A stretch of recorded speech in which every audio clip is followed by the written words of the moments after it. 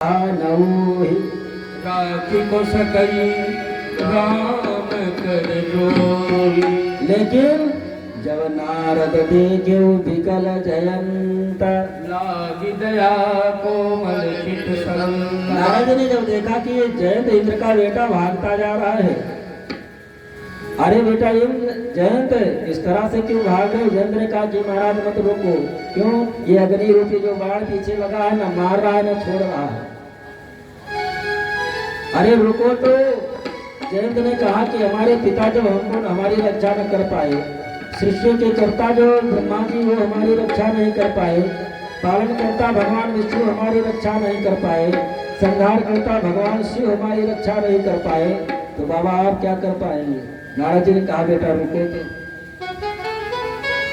जयंत रुक गया।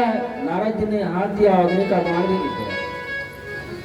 जयंत से नारद जी ने कहा कि बेटा आप सही सही बताओ। जयंत सबको सही सही बताया कि हमारे द्वारा ऐसे ऐसा अपराध हो गया। तो नारद जी ने कहा कि एक बात बताओ कि अपराध जिसका किसी का करो और जिसका अपराध न करके जिसका अपराध किए हो उसके यहाँ क्षमा न मांग करके और पड़ोसी के यहाँ चले जाओ क्षमा मांगने के लिए, तब पड़ोसी के क्षमा कर देने से क्या अपराध क्षमा हो जाएगा? अरे भैया जिसका अपराध किए उससे जब क्षमा मांगने जाओगे तब तो वो क्षमा करेगा, तब तो ना अपराध क्षमा होगा। अपराध किसी का किए हो और क्षमा मांगने तुम चले गए तीनों लोकों में, तुम्हारे अपराध कैसे क्षमा होगा? नारद जी ने कहा कि राम जी वो इतने दयालु हैं, इतने कृपालु हैं कि जाओ उनके शरण में, निश्चित रूप में आपके अपराध को क्षमा कर देंगे। और जाना उनके चरण में लौट जाना और पूछेंगे पहले क्यों आया था, तो बता देना पहले आए थे हम आपका प्रभाव देखने के लिए, आपका अपराध करने के बाद में तीनों लोकों में भागता फिरा, लेकिन कोई भी हमारी रक्षा न कर पाए। लेकिन अब क्यों आए हो? तो आपका स्वभाव देखने के लिए आया।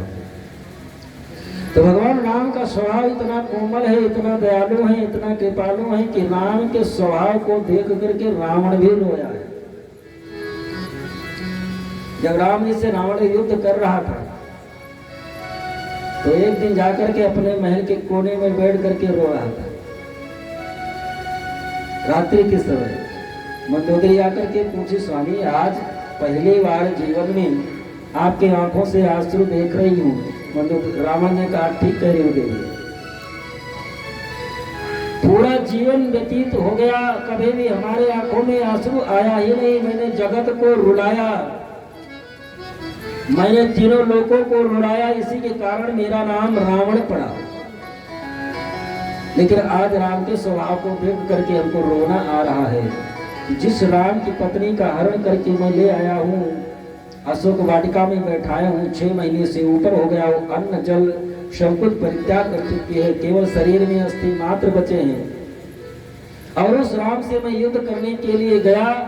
जब युद्ध करते करते हमारे रथ का पहिया टूट गया, हमारे शरीर में बाण लगने से रक्त प्रवाहित होने लगा, हमारे शरीर से पसीना बहने लगा, तो उस समय वो राम कहते हैं कि रावण अब तुम युद्ध करने के योग्य नहीं हो, जाकर के विश्राम कर लो, और जब शरीर स्वस्थ हो जाए तो सुबह आकर के कल फिर युद्ध करना। उस समय तो उस राम को ये चाहिए था कि एक ही बाण मारते और हमारे शरीर से प्राण निकल जाते, लेकिन हमारी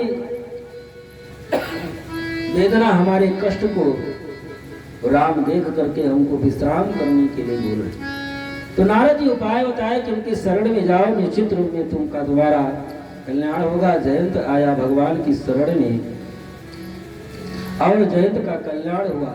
संत केवल उपाय बताते, उस रास्ते पर मानव चलता है तो निश्चित परम हितकारी जगत भाई, संत परम हितकारी,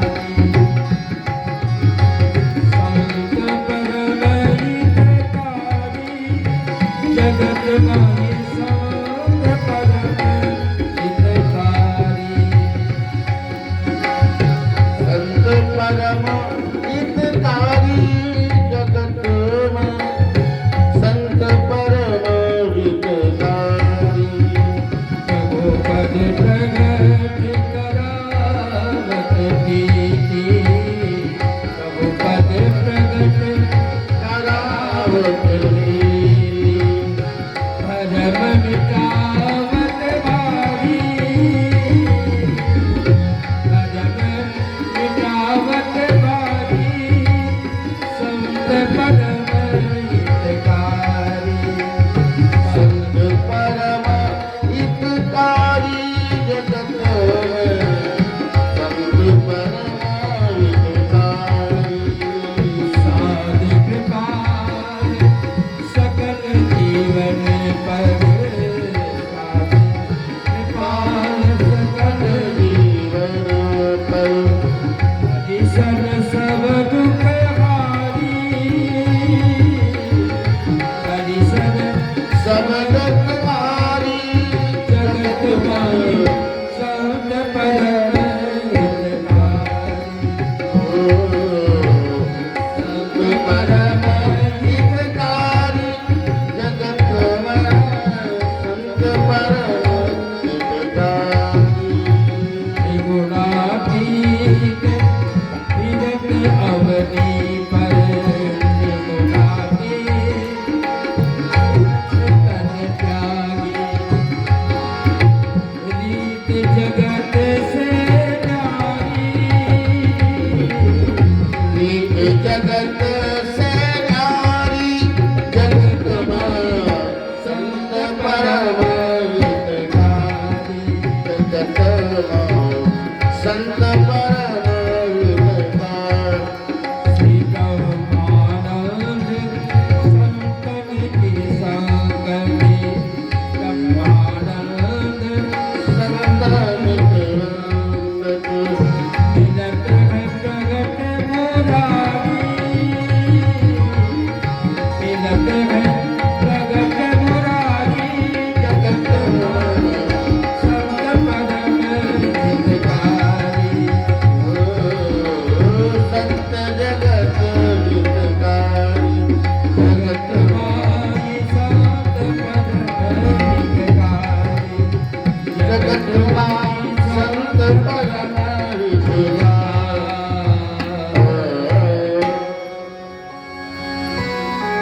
तो संत उपाय बता करके चले गए। अजामिल का जो 8वां बेटा पैदा हुआ उसका नाम नारायण रखा। अन्य बेटों की अपेक्षा संतों की कृपा से उस 8वें बेटे से अधिक प्रेम करता है। बेटा नारायण अब उठ जाओ, बेटा नारायण स्नान कर लो, बेटा नारायण नाश्ता कर लो, बेटा नारायण स्कूल चलो। कम से कम भले ही पाप कर्म कर रहा है लेकिन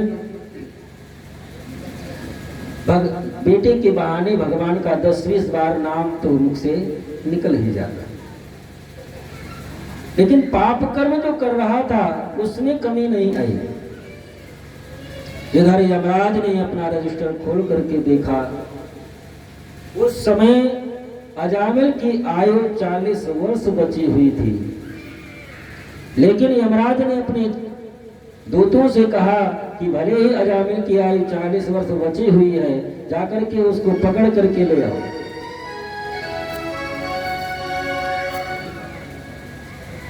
तो क्या जो शास्त्र में लिखा है कि छठी की रात में ब्रह्मा जी ने जो आयु निर्धारित कर दी उसमें से ना तिल भर घटता है ना तिल भर बढ़ता है, वो भी बात सत्य है। लेकिन तो कैसे अजामिल की आयु 40 वर्ष बची हुई थी, उसके पहले ही यमराज ने अपने दूतों को भेज दिया, ये भी बात सत्य है। तो छठी की रात में ब्रह्मा जी जो आयु निर्धारित किए उसमें न तिल भर घटता है न तिल भर बढ़ता है, ये बात तब सत्य है तो जैसा वेद पुराण शास्त्र में मानव का धर्म बताया गया है, उस धर्म का पालन करते हुए जो जीवन को यापन करता है उसकी आयु न तिल भर घटती है न तिल भर बढ़ती है।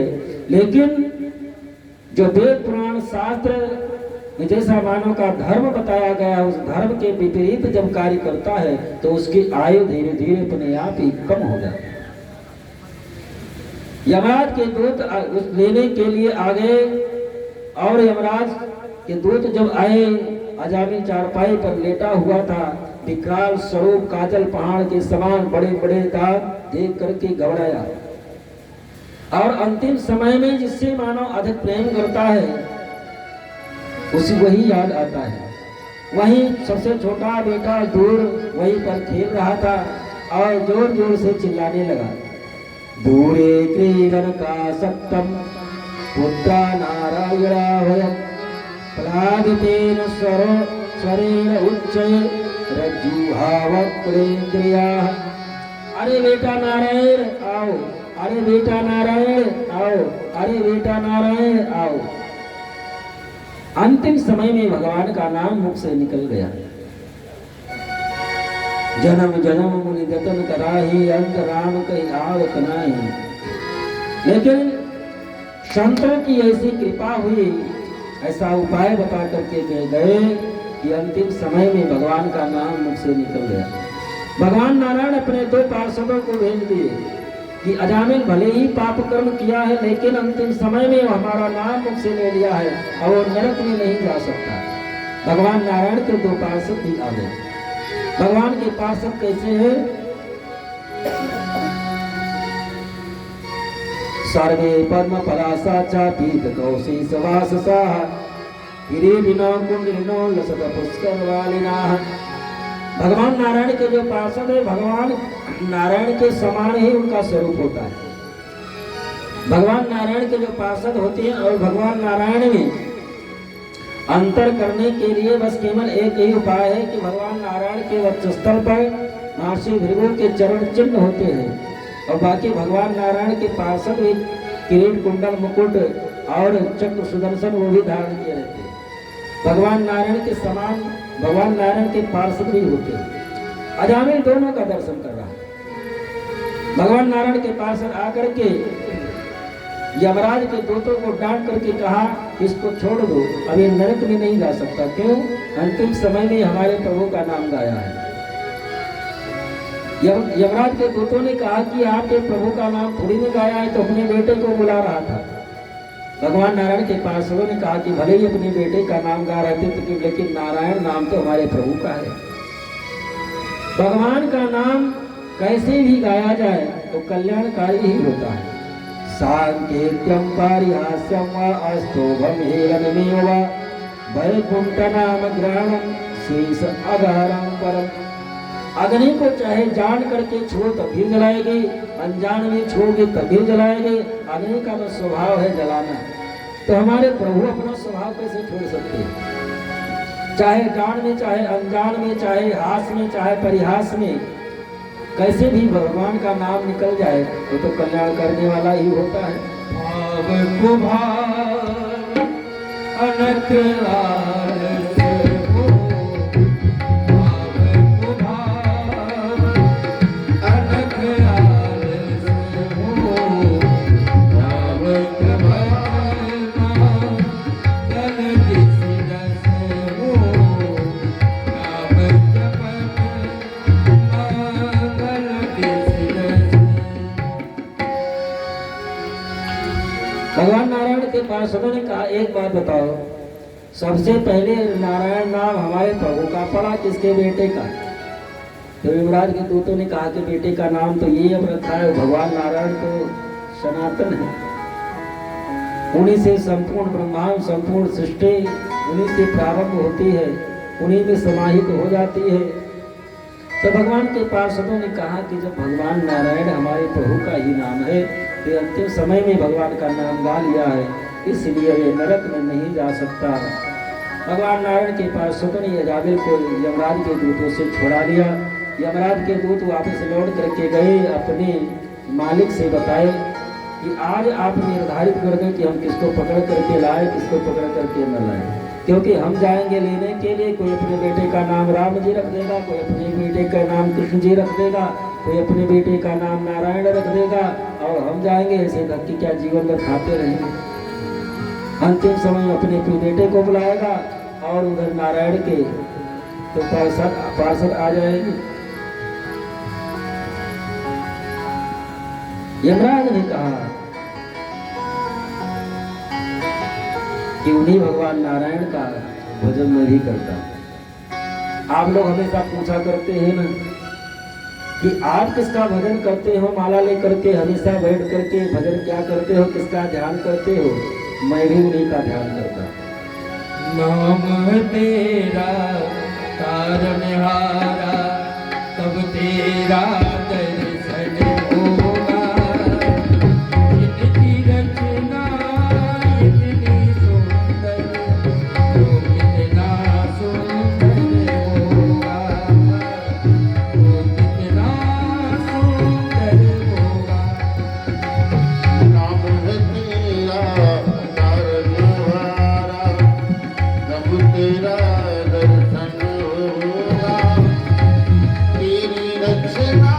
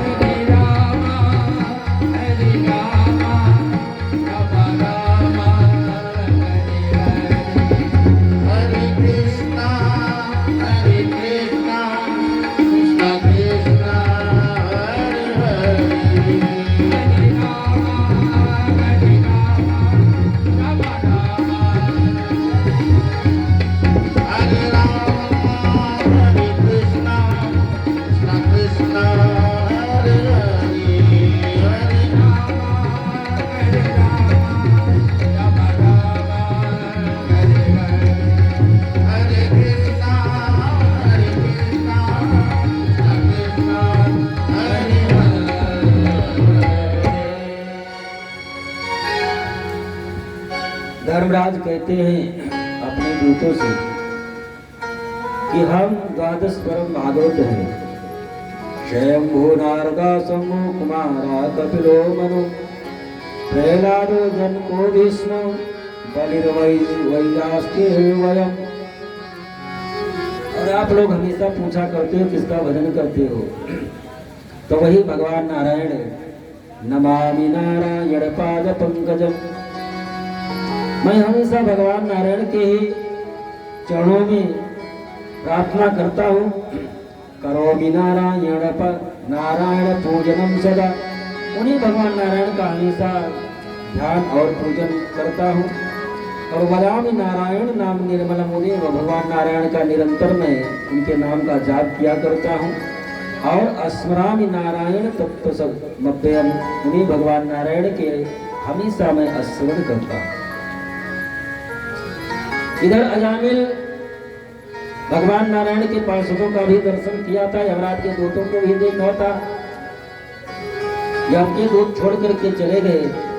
जो बची हुई 40 वर्ष की आयु थी, गंगा जी के किनारे गया और जो बची हुई आयु थी भगवान का भजन किया।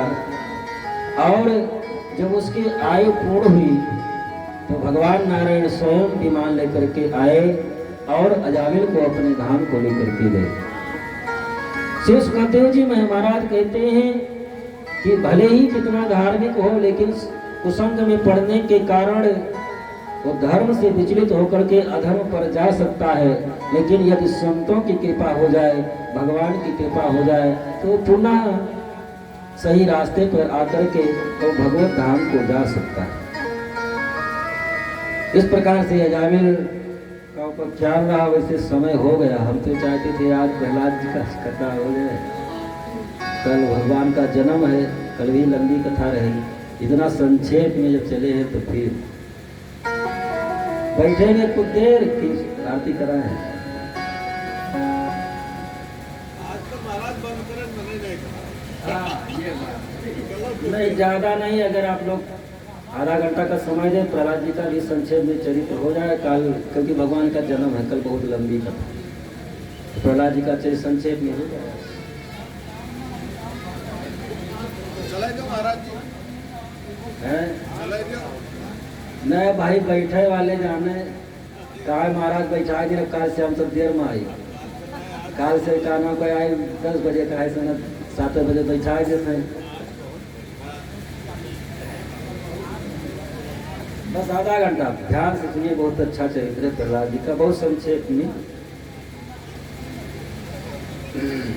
बोली भागवत भगवान की जय, श्री राधा कृष्ण भगवान की जय। श्री सुखदेव जी महाराज वर्णन करते हैं कि राजन, ऐसा नहीं है कि साधु और धर्मात्मा के घर में ही साधु या धर्मात्मा का जन्म होता है। दैत्य के कुल में भी परमात्मा भगवान का भजन करने वाले जन्म लेते हैं।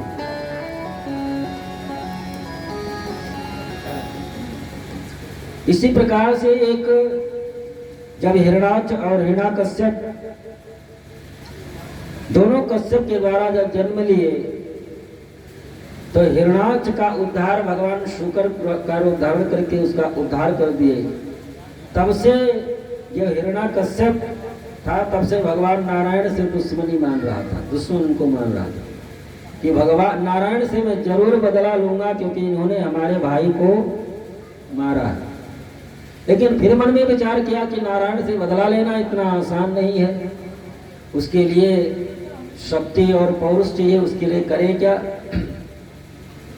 तो उसने मन में विचार किया कि सृष्ट्वा चराचरमिदं तपो योग समाधिना। उसने मन में विचार किया कि ये संपूर्ण सृष्टि की रचना ब्रह्मा जी तप के द्वारा ही करते हैं। इस संपूर्ण सृष्टि की रचना ब्रह्मा जी तप के प्रभाव से ही करते हैं, तप के शक्ति से ही करते हैं। भगवान विष्णु तप के प्रभाव से ही संपूर्ण सृष्टि का पालन करते हैं और भगवान शिव तप के प्रभाव से संपूर्ण सृष्टि का संहार करते हैं। तो क्या मैं तपस्या करके शक्ति सामर्थ्य प्राप्त करके क्या मैं नारायण को पराजित नहीं कर सकता? सृष्ट्वा चराचरमिदं तपो योगेन समाधिना आध्यास्ते सर्वदेशेभ्यः परमेष्ठि निवासनाः। हिरण्याकश्यप गया जंगल में कठिन तपस्या करने लगा। एक पैर केवल खड़े खड़े होकर के तपस्या करने लगा। इतनी कठिन तपस्या कर रहा है कि उसकी शरीर के हाड़ मांस सूख के अस्थि मात्र बचा हुआ है और उसके पूरे शरीर पर दीमक की मिट्टी चढ़ गई।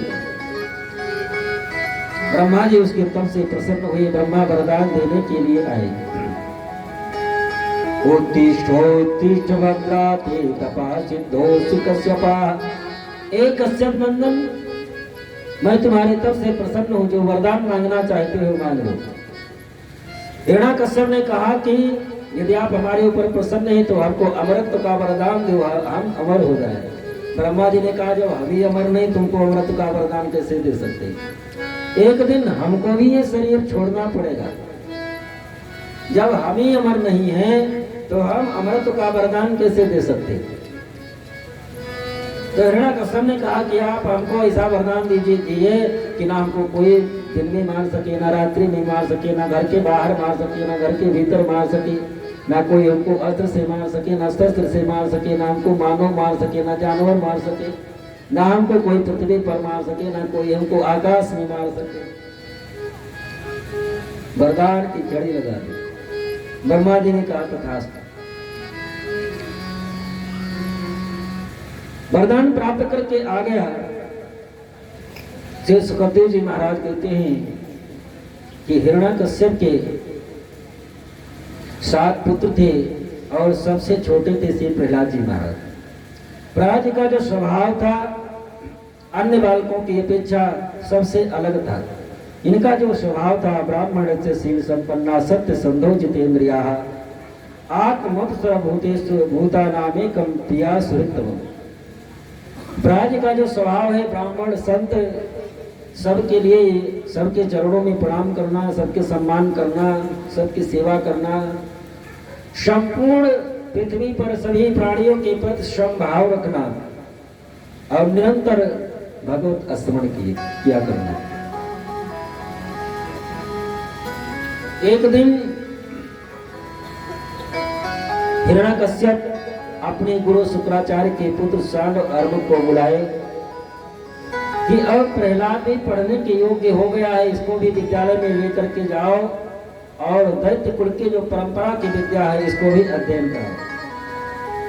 सांड और अर्म प्रहलाद को विद्यालय में लेकर के गए। दैत्यों वाली विद्या उनको पढ़ाते हैं, गुरुजी जो पढ़ाते हैं तो गुरुजी को फिर सुना देते हैं। लेकिन प्रहलाद जी महाराज तो निरंतर भगवान नारायण का नाम जाप किया करते। प्रहलाद जी को एक दिन विद्यालय से बुला करके हिरण्याकश्यप गोदी में बैठाया। एकदा सुराट पुत्रम अंकिमारोप्य पांडवाः। एक दिन अपने गोदी में बैठा करके प्रहलाद जी से पूछने लगा कि बेटा गुरुजी जो पढ़ाए उसमें सबसे अच्छी विद्या आपको कौन सी लगी, सबसे अच्छा ज्ञान कौन सा लगा? प्रहलाद जी को दैत्य वाले विद्या से क्या लेना देना। प्रहलाद जी ने कहा कि पिताजी सबसे अच्छा ज्ञान वही है, ये संसारिक ज्ञान तो अंधकार में डालने वाले हैं, ये संसारिक ज्ञान जो है ये तो नरक में ले जाने वाले हैं, ये संसारिक ज्ञान तो हृदय में अंधकार उत्पन्न करने वाले हैं। सबसे अच्छा ज्ञान तो यही है कि श्रवणम कीर्तनम विष्णु स्मरणम पाद सेवनम। भगवान के चरित्र को, भगवान की कथा को श्रवण करना। सुनाने वाला न मिले तो बैठ करके स्वयं बैठ करके भगवान के नाम का संकीर्तन करना।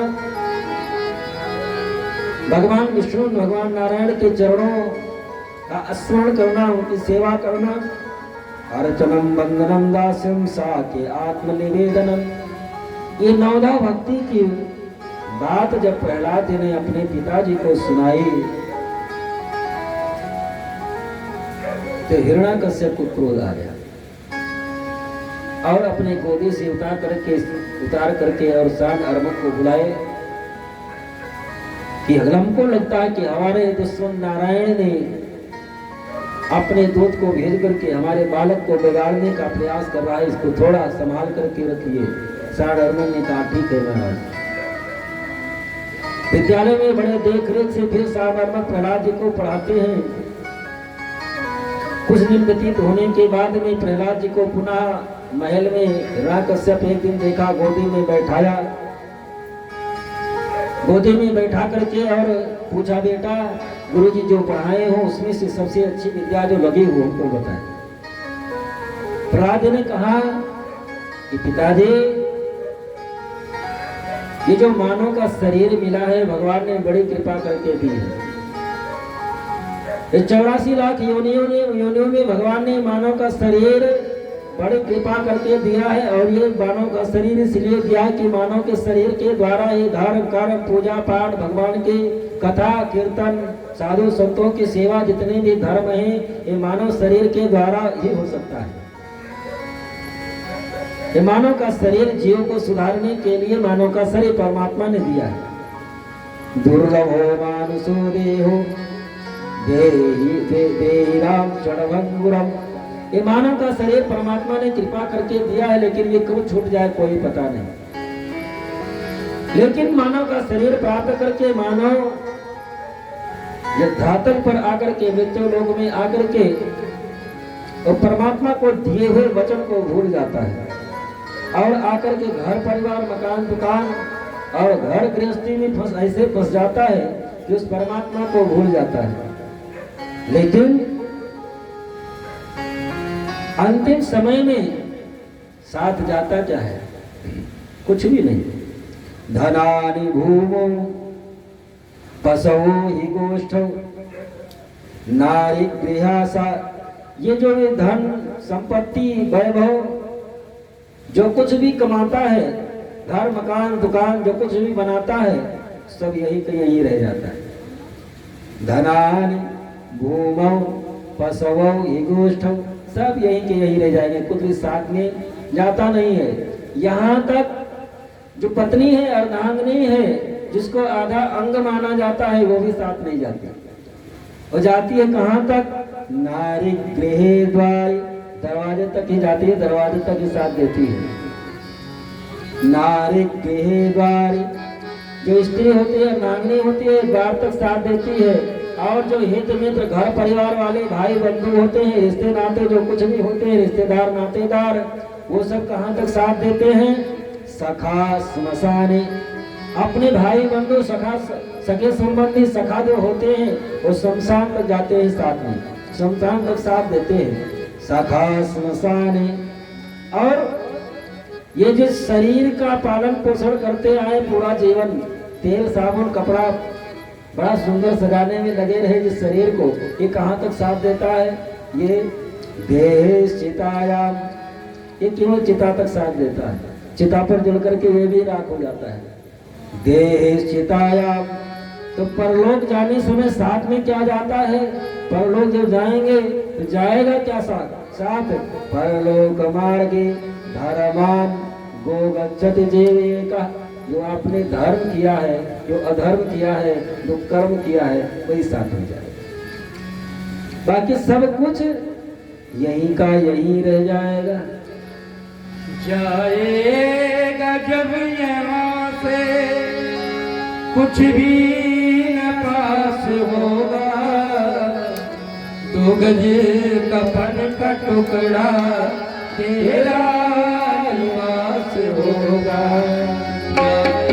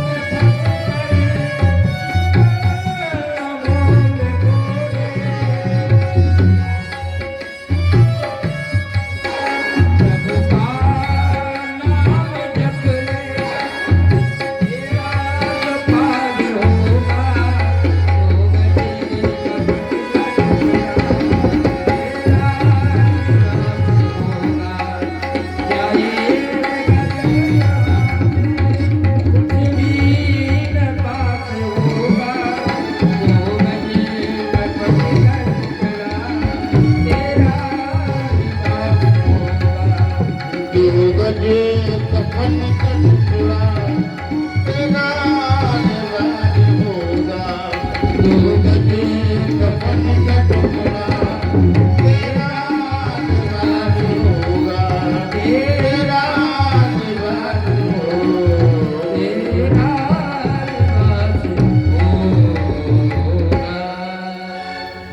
अंतिम समय में कुछ भी साथ जाएगा नहीं। ब्रह्मा जी जब कलयुग के मानवों की आयु निर्धारित करने लगे, ध्यान से सुनना, कलयुग के मानव की आयु जब निर्धारित करने लगे ब्रह्मा जी,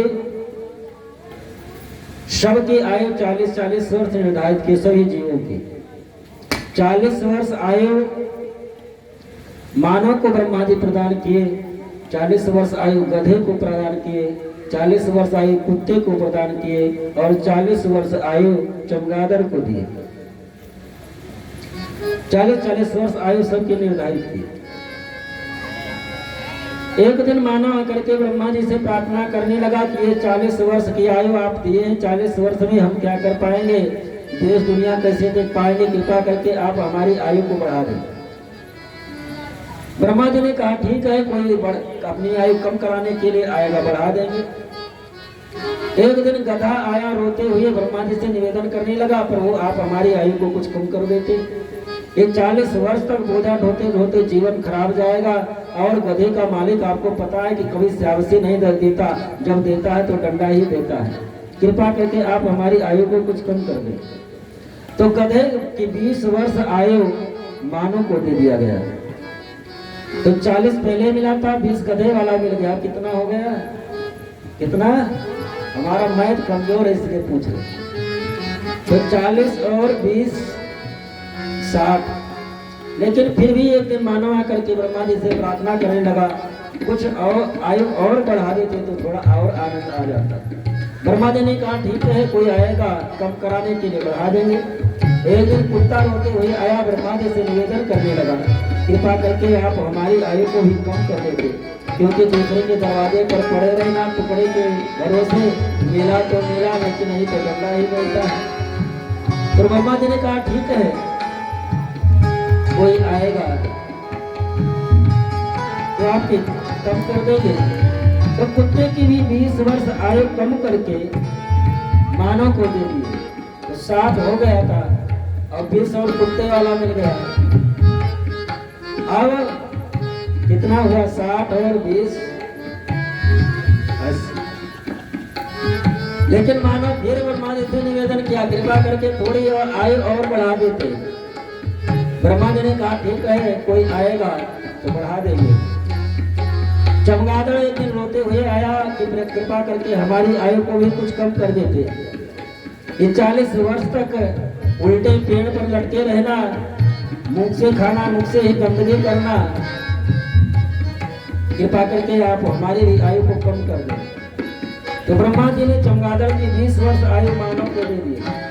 पहले कितना था, 80 और 20 चमगादड़ वाला मिल गया, अब 100 पूरा हो गया। तो कलयुग के मानव की आयु 100 वर्ष निर्धारित हो गई। तो 40 वर्ष आयु पूर्ण रूप से है ब्रह्मा जी के द्वारा दी हुई, तो बड़े मजे से बीतती है। लगभग वो लोगों के माता पिता भी रहते, कोई टेंशन नहीं रहता, टेंशन फ्री होकर के बढ़िया 40 वर्ष तक सबकी बीतती है। 40 के बाद में लगभग लोगों के माता पिता भी सीताराम हो जाते हैं और घर गृहस्थी बेटे बेटों का भार बढ़ता है। और इसी 40 और 60 के बीच में जितने भी कुकर्म है मानव, चोरी करना, बेईमानी करना, धन बटोरने के लिए जितने भी कुकर्म है, इसे 40 और 60 के बीच में मानव कर डालता है। लेकिन जिस प्रकार से गधे का मालिक कभी गधे को श्यावसी नहीं देता, कितना भी बोझा ढोए, उसी प्रकार मानव भी कितना भी काम कर ले, कितना भी चोरी बेईमानी करके घर परिवार के लिए कर दे, घर परिवार वाले कभी श्यावसी नहीं देते। कभी ये नहीं कहते कि पिताजी आपने हमारे लिए बहुत कुछ कर दिया, अब आप भगवान का भजन करें, आप भगवान की कथा सुने, आप तीर्थ यात्रा कराएं, आपका इसी में कल्याण, हम लोगों के लिए आप बहुत कर दिए, अब आपको करने की जरूरत नहीं है। बहुत विरले का 1-8 करोड़ में किसी का बेटा अपने माँ बाप को कहा होगा। बेटे कहते हैं तो कहते क्या है, पिताजी आपने हमारे लिए क्या किया? अरे बड़ी भैया के लिए चौराहे पर भी जमीन खरीद दी, उनके लिए वहां कर दिया, आपने हमारे लिए क्या किया? जिस प्रकार गधे का मालिक गधे को कभी शाबाशी नहीं देता, उसी प्रकार के घर परिवार वाले भी कभी अपने माता पिता को ये कहीं नहीं कहते कि पिताजी आप अब असमर्थ हो गए हैं, आप बैठ करके भगवान का भजन करें। गधे का मालिक कभी शाबाशी नहीं जब देता है तो केवल डंडा ही देता है। इस प्रकार से चोरी बेईमानी करते हुए, धन बटोरते हुए 60 वर्ष जब व्यतीत हो जाते हैं, असमर्थ हो जाता है, सरकार रिटायर कर देती है, घर परिवार वाले भी रिटायर कर देते हैं, घर परिवार वाले भी रिटायर कर देते हैं, घर के बाहर बैठे हुए हैं, घर के बाहर बैठे हैं और कोई संत महात्मा आए, अरे बहू सुनती हो, ये महात्मा जी आए हैं, थोड़ा पानी भिजवा दो, थोड़ा चाय बनवा करके भिजवा दो। घर से बहू कहती क्या है, कुत्ते की तरह हमेशा चिल्लाते रहते हैं दरवाजे पर बैठे हुए, ये दरवाजे पर बैठे बैठे कुत्ते की तरह हमेशा चिल्लाते रहे कि काम धंधा कुछ बचा नहीं। 60 के बाद कुत्ता में नहीं जाना है, और भले ही चोरी बेईमानी करके आप अरबों खरबों का बैंक बैलेंस कर दिए हो, 10-20 लाख की गाड़ियां खड़ी कर दी हो, घर संगमरमर का बढ़िया बनवा दिए हो,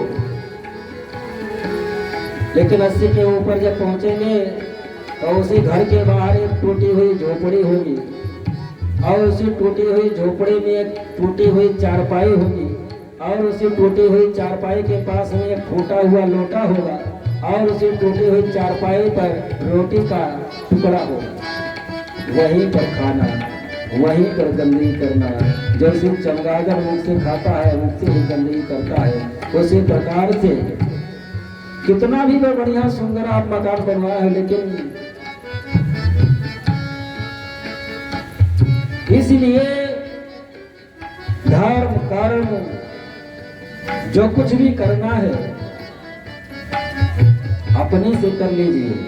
आप कहें कि पूरा जीवन ऐसे ही बिता देंगे, अंतिम समय में बेटा ले जाकर के गंगा जी में अस्थि डाल देगा, स्वर्ग चले जाएंगे, कभी नहीं जाओगे, क्योंकि कर्म आपका पीछा तो छोड़ेगा नहीं।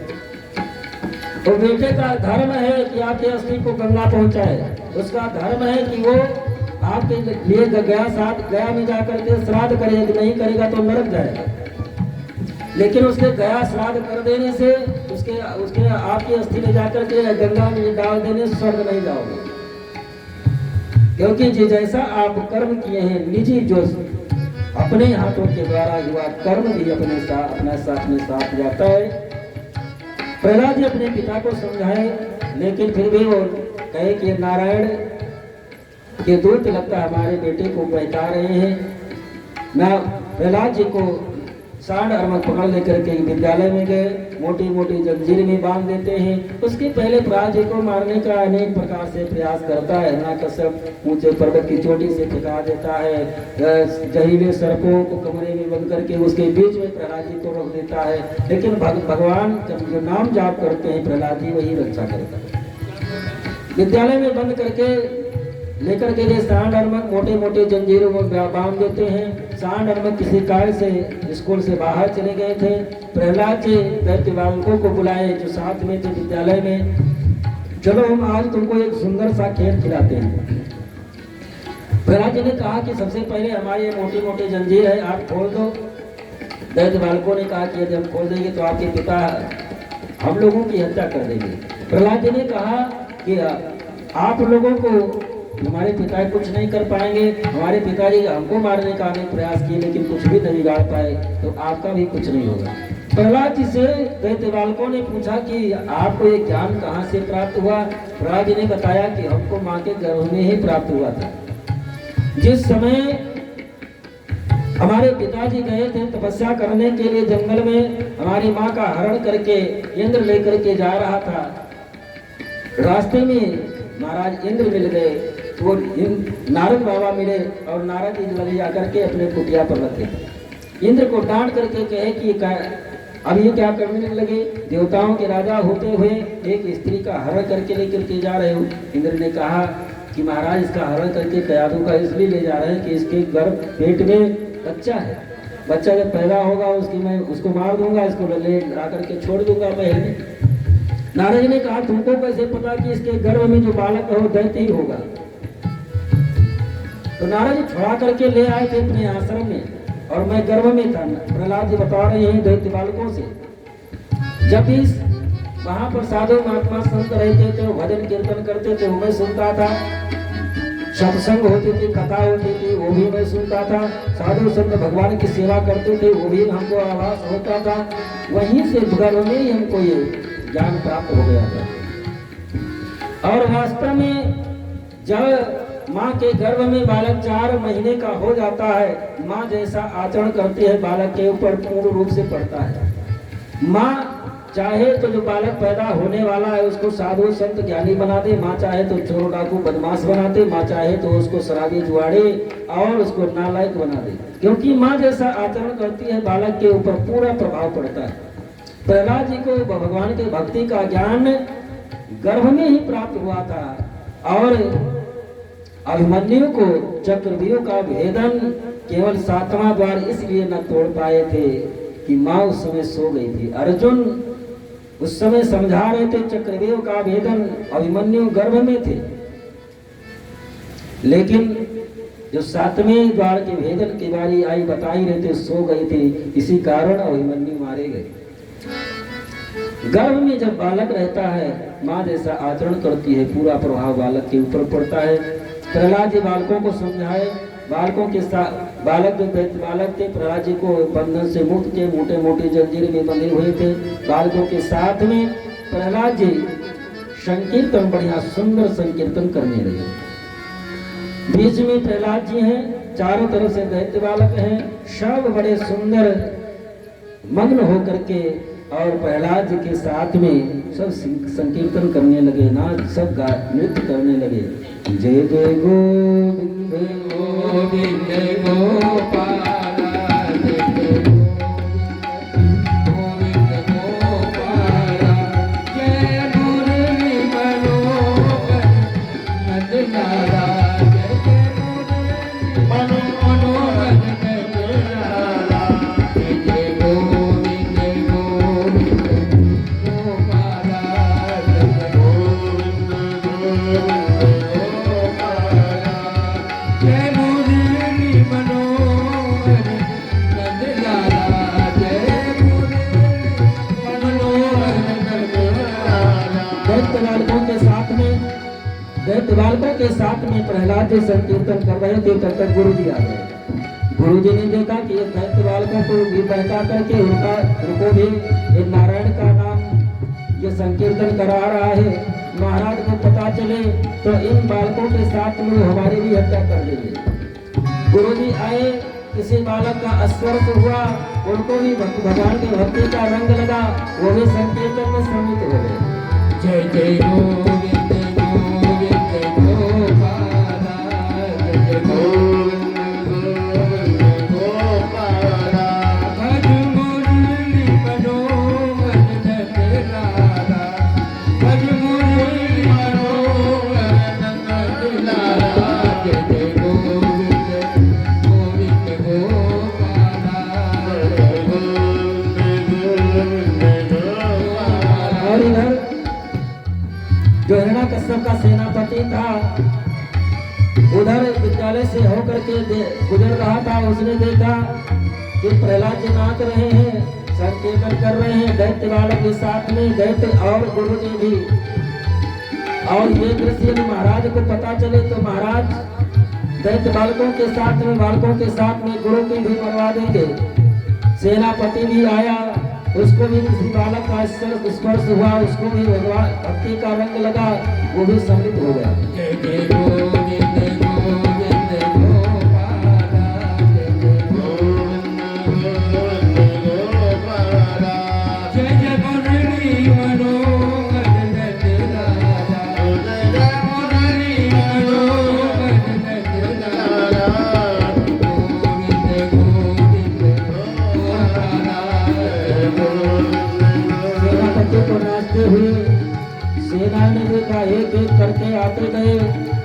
उसी बालक का स्पर्श होता गया, सभी सेना भी सम्मिलित हो गई, संपूर्ण सेना उस संकीर्तन में सम्मिलित हुई और संकीर्तन की आवाज राज दरबार तक पहुंच गई। हिरण्यकश्यप मन में विचार करने लगा कि हमारे साम्राज्य में इतनी तेज आवाज में हमारे दुश्मन का संकीर्तन ये कैसे हो सकता है। तलवार हाथ में ले और विद्यालय की तरफ चल पड़ा। नंगी तलवार लिए दौड़ा दौड़ा आ रहा है। विद्यालय में जाकर के देखा बीच में प्रहलाद के चारों तरफ दैत्य बालक, साथ में गुरु जी, हमारा सेनापति लाखों की संख्या में, हमारी सेना भी सब साथ में सब संकीर्तन कर रहे हैं। और दौड़ते हुए आया और प्रहलाद जी का हाथ पकड़ा, जोर से आवाज लगाई, सब जहां के तहां सब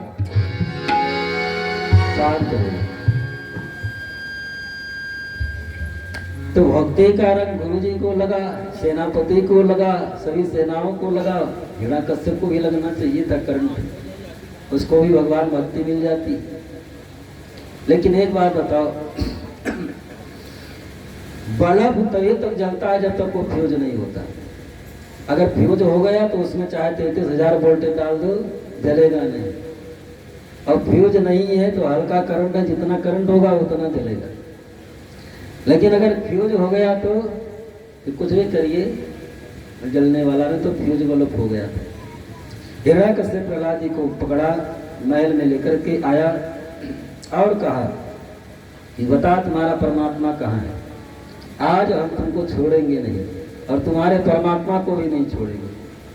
प्रहलाद जी ने कहा, पिताजी ना केवलम भवतश्च राजन, ऐसा नहीं है कि परमात्मा हम में है। अरे हमारा परमात्मा आप में भी है, हम में भी है। ना केवलम भवतश्च राजन सर्वे बलम बलिनाम च परेशान, जितनी भी संपूर्ण सृष्टि दिखाई पड़े सब में परमात्मा व्याप्त है, कण कण में व्याप्त है। परे वरेणी स्थिर जंगमाई ब्रह्मादयेन वंशम प्रणीता, हमारा परमात्मा कण कण में व्याप्त है, आप में भी है, हम में भी है, कण कण में है, इस खंभ में भी है, और आप जो एक तलवार लिए हैं इसमें भी है। उस समय भगवान नारायण बैठे थे भोजन करने के लिए, अब उड़ करके खड़े हो गए। लक्ष्मी जी ने कहा ये क्या भोजन करने जा रहे थे। भगवान नारायण ने कहा कि अभी तक प्रहलाद की रक्षा हमारे नाम ने की, लेकिन आज हमारे भक्त ने दावा कर दिया कि हमारा परमात्मा कण कण में, अब तो जाना ही पड़ेगा। अब तो साक्षात्कार उसको मार तो नहीं पाएगा हिरण्यकश्यप, लेकिन फिर भी उसने दावा किया कि परमात्मा कण कण में है, खंभे में है, तो खंभे से तो प्रकट होना ही पड़ेगा। हिरण्यकश्यप उस तलवार से खंभे पर प्रहार किया और उस खंभे को चीर करके दहाड़ करते नरसिंह के रूप में भगवान प्रकट हो गए। बोलो नरसिंह भगवान की जय, बोलो नरसिंह भगवान की जय। और नरसिंह भगवान प्रकट हुए, क्रोध के मारे उनका ओठ कांप रहा। हिरण्यकश्यप लड़ने के लिए दौड़ा, बहुत देर तक लड़ता रहा और भगवान इतना क्रोध हिरण्यकश्यप को पकड़े और गोद में लेकर के बैठ गए। उन्हें हमारे भक्त को बहुत तड़पाया। हिरण्यकश्यप ने कहा, मुस्कुराते हैं आप, हमको मार नहीं सकते क्यों? हमको वरदान मिला है। क्या वरदान मिला है? हमको ये वरदान मिला है, ना हमको कोई घर के बाहर मार सकता है, ना घर के भीतर मार सकता है। भगवान नारायण नरसिंह ने कहा, ना तू घर के बाहर है ना घर के भीतर है, इस समय तू देहली पर है, चौखट पर, इसलिए चौखट पर नहीं बैठना चाहिए। चौखट पर नरसिंह भगवान निवास करते हैं। जो मेन चौखट घर का होता है उसका पूजा करना चाहिए, उस पर कभी बैठना नहीं चाहिए। नरसिंह भगवान का निवास होता है। हिरण्यकश्यप ने कहा, अभी आप नहीं मार सकते। क्यों नहीं मार सकते? हमको ना कोई पृथ्वी पर मार सकता है, ना कोई आकाश में मार सकता है। नरसिंह भगवान ने कहा, ना तो इस समय आकाश में है, ना पृथ्वी है पर है, इस समय तो हमारी गोदी में पड़ा हुआ है। हिरण्यकश्यप ने कहा, अभी आप नहीं मार सकते। क्यों? क्योंकि ना हमको कोई घर के बाहर, ना हमको कोई मानव मार सकता है, ना जानवर मार सकता है। भगवान नरसिंह ने कहा कि हम तुमको दिखाई क्या पड़ते। अब घबराया, ऊपर से ये सिंह और नीचे मानव का शरीर। हिरण्यकश्यप ने कहा कि फिर भी आप नहीं मार सकते, क्यों नहीं मार सकते? हिरण्यकश्यप ने कहा कि ब्रह्मा जी के बनाए हुए 12 महीने में हमको कोई नहीं मार सकता। नरसिंह भगवान ने कहा कि तुम्हारे लिए 13वां महीना अधिक मास, जिसको पुरुषोत्तम मास कहते हैं, तुम्हारे लिए स्पेशल हमने बनाया है। ये ब्रह्मा जी के सृष्टि से बाहर है। ब्रह्मा जी के सृष्टि में ये पुरुषोत्तम मास है, ब्रह्मा के सृष्टि में नहीं आता। अभी आप नहीं मार सकते, कि भैया आप क्यों नहीं मार सकते? हिरण्यकश्यप ने कहा कि ना हमको कोई अस्त्र से मार सकता है, ना शस्त्र से मार सकता है। भगवान ने कहा न तुमको अस्त्र से मारेंगे, न शस्त्र से मारेंगे, और अपने बड़े बड़े नाखूनों से प्रहार करके हिरण्यकश्यप का उद्धार किए। हिरण्यकश्यप के शरीर से प्राणों की ज्योति निकली, आकाश मंडल में भ्रमण करती हुई आई और भगवान के चरणों में समाहित हो गई। लेकिन भगवान का क्रोध समाप्त नहीं हो रहा है। मालूम पड़ता है कि अभी कुछ क्षणों में संपूर्ण सृष्टि समाप्त हो जाएगी। कांपट त्रिलोक यवलोक के अपूर्व क्रोध बोध न आवे गुण यतन हजार से। हजारों यत्न सभी ने किया। ऋषि महर्षि जो थे वो भगवान नरसिंह की प्रार्थना किए, फिर भी क्रोध शांत न हुआ। देवता आए, वो भी भगवान की प्रार्थना किए, फिर भी क्रोध न शांत हुआ। ब्रह्मा विष्णु महेश आए, प्रार्थना किए, तो फिर भी भगवान का क्रोध शांत न हुआ। मन में विचार करने लगे, यदि नरसिंह का क्रोध शांत न हुआ तो प्रलय आ जाएगी। तो देवताओं ने मन में विचार किया कि इनकी चरणों की सेवा करने वाली लक्ष्मी आ जाए तो हो सकता है क्रोध शांत हो जाए, क्योंकि अच्छों का क्रोध धर्मपत्नी के सामने शांत हो जाता है, ठंडे हो जाते हैं। धर्मपत्नी के सामने अच्छे ठंडे हो जाते हैं। ये कौन है? तो सभी लोग गए, लक्ष्मी जी से प्रार्थना किए, सुंदर सोने की थाली में आरती सजाई और कहीं चलो चलते हैं, कैसे नहीं शांत होंगे? उनको तो उनके आज तक क्रोध आता नहीं। शांताकारम भुजग शयनम, आप लोग बता रहे हैं क्रोध, तो हम चलेंगे अबे वैसे ही ठंडे हो जाएंगे। लक्ष्मी जी सुंदर सोने के थाल सजा करके लेकर के आई आरती, लेकिन नरसिंह का रूप धारण नरसिंह के रूप में देख करके लक्ष्मी जी भी आरती फेंक करके भाग खड़ी हुई। तो ऐसा रूप हमने आज तक तो देखा ही नहीं। अब क्या कहेगा? वहीं पर नारद जी खड़े हुए थे। नारद ने कहा कि जिसके लिए आए हैं वही जब सामने जाएगा तभी क्रोध इनका शांत होगा। तो नारद जी प्रहलाद जी को प्रहलादम प्रेषयामास ब्रह्मं विश्वस्तमंतके, प्रहलाद जी को नरसिंह भगवान के सामने भेजे। प्रहलाद जी को देख करके नरसिंह भगवान अपने गोदी में बैठा करके जैसे नई ब्याई गैया अपने बछड़े को चाटती है, उसी प्रकार से नरसिंह भगवान प्रहलाद जी के मस्तक को चाटने लगे।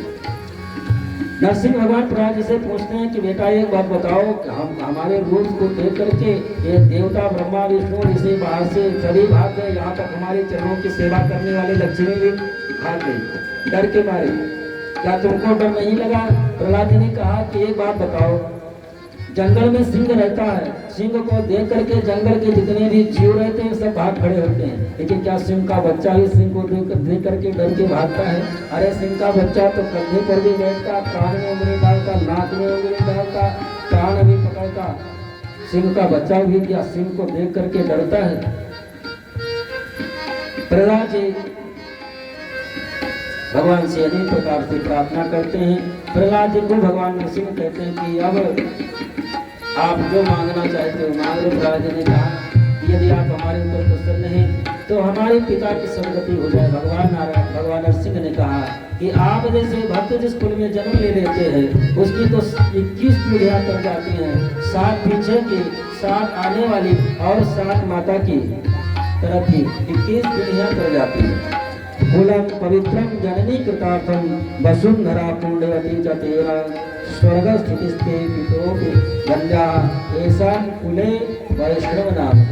जिस कुल खानदान में एक वैष्णव का जन्म हो जाता है तो उसकी तो 21 पीढ़ियां कर जाती हैं। आपके पिता को वो मुक्ति मिली है जिसको सायुज मुक्ति कहते हैं, वो तो हमारे में ही समाहित हो गए। और अब जो आपको जो मांगना है मांग लो। प्रहलाद जी ने कहा कि यदि आप लेना ही चाहते हैं तो आप हमको ऐसा वरदान दीजिए कि हमारे मन में कभी भी आपसे कुछ मांगने की इच्छा ही जागृत न हो। नरसिंह भगवान ने कहा ये तो कोई बात नहीं हुई, लेकिन चलो ठीक है आप नहीं मांगना चाहते, लेकिन हम अपने तरफ से ये जो दैत्य कुल का साम्राज्य है इसका राज तिलक हम आपका करेंगे। प्रहलाद जी ने कहा कि प्रभु आप इसमें क्यों हमको बजा रहे हैं। भगवान ने कहा कि इसलिए आपका राज तिलक कर रहे हैं कि ये जितने भी यहाँ पर दैत्य हैं, यदि आप राजा हो जाएंगे तो यथा राजा तथा प्रजा, जैसे राजा होती है, राजा होता है, उसी तरह से प्रजा भी अनुकरण करती है। जैसे इस समय आप लोगों ने देखा होगा, ऐसे सनातन धर्म में उन्हें मालूम पड़ता है, ऐसा मेला तो आप तक जीवन में कभी कोई देखा नहीं होगा। क्योंकि राजा भी इस समय धर्म का अनुकरण करने वाला तो प्रजा कैसे नहीं करेगी। भगवान ने कहा कि यथा राजा तथा प्रजा, इसलिए हम आपका राज तिलक कर रहे हैं कि जैसा आप अनुसरण, आप प्रजा राजा का अनुसरण करती है, अनुकरण करती है, आप जैसा करेंगे प्रजा भी करेगी। ये जितने भी ये दैत्य स्वभाव वाले हैं, ये धीरे धीरे करके इनमें बदलाव आएगा, ये भी सब संत हो जाएंगे, सब वैष्णव हो जाएंगे।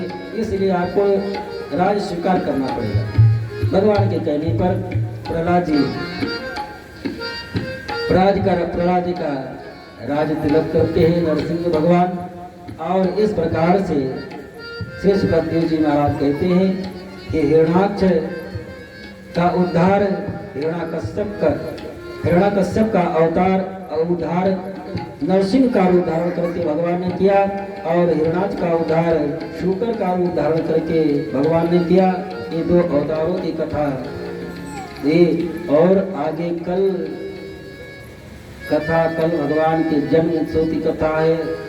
कल अधिक से अधिक लोग आए, भगवान जन्म उत्सव का आनंद लें।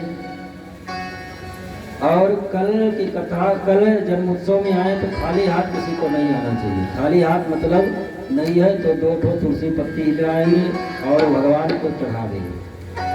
क्योंकि जन्म में जाएंगे उत्सव में, कल भगवान का जन्म उत्सव बड़े धूमधाम से मनाया जाए।